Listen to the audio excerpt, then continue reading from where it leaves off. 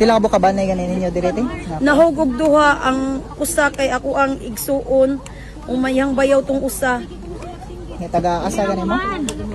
Ang ako ang kami taga Talisay poblasyon naman ang katungyang bayaw taga Minglanilla Tungkop. So inyo ang kabanay ti nagtrabaho dire? Nangyawat in town aron lang ibuis pamilya. Umaingno lang ta sa mga rescuer na kanang kuan kalma dili pwede madag kalma. Moingon sila risgo o tinuod risgo. Makuha man na ma-rescue man na magtinabangay kung gikapoy sila. Nanghangyo bitaw kay daghang kay kuan naningog yung mga laki ganiha. Dili magtagaw-taw dili mo kuan.